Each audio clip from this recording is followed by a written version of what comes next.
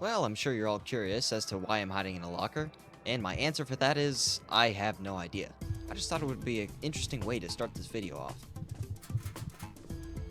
And interesting it is. You really can't lie. I mean, I got your attention, didn't I? You're sitting around for this long. I'm sure you saw the thumbnail, and I'm pretty sure I know what you're thinking. Oh, backrooms! Oh, yeah! Oh, yeah, backrooms! Backrooms! Yeah! And you're absolutely right. I did add that. But come on, we can't jump right into that, can we? We have to explore all these new rooms and such. See what's new in the world of the Ascent. No, not really. Here it is, the door to the backrooms. As I'm sure you can tell, the light plate is a little different than usual. Instead of having its regular green, it's now a yellow, signifying that this is the door to the backrooms. That sounds like a whole bunch of lies, but I promise you it's not. Oh, well, maybe you can get a little peek through there. Ooh. Little peek. Ooh, sneaky peek. Yeah, no, not really. Rather than boring you to death with the details, I'm just gonna get right into the showcase, because that's what you're here for anyway. And of course, voila. Hooray, right? At first glance, it is rather underwhelming, but I promise you, it gets more interesting as you go on. When you first stumble upon rooms like these, you're going to be greeted with a long, boring hallway. It's not actually that long, but it is an introduction to what's happening next, and that's why we have a normal door here instead. One of the first things you can tell is that the ceiling and the lighting is different. We now have these wonderful fluorescent light models that I've made, and a bunch of tiled ceilings with some discoloration every now and then.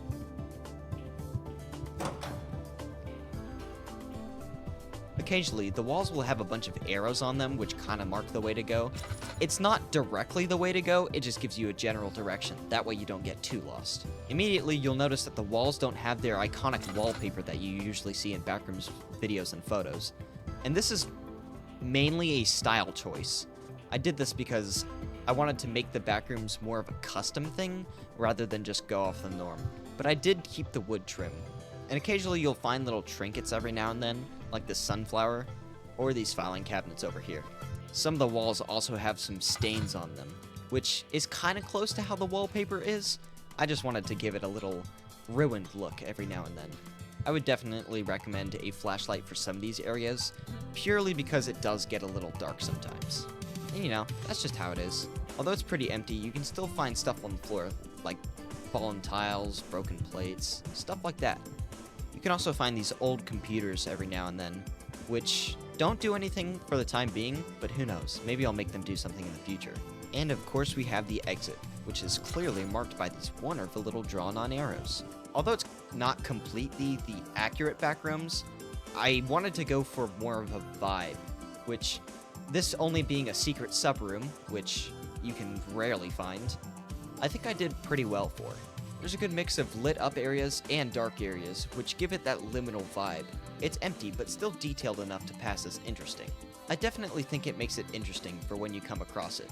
I didn't originally plan to make anything super interesting for the backrooms, but it is one of my biggest passions, and I had recently made this fluorescent light model, so I ended up making 8 more models. And just for funsies, I'll give you a little no commentary playthrough so you can see what it's like to experience it in-game.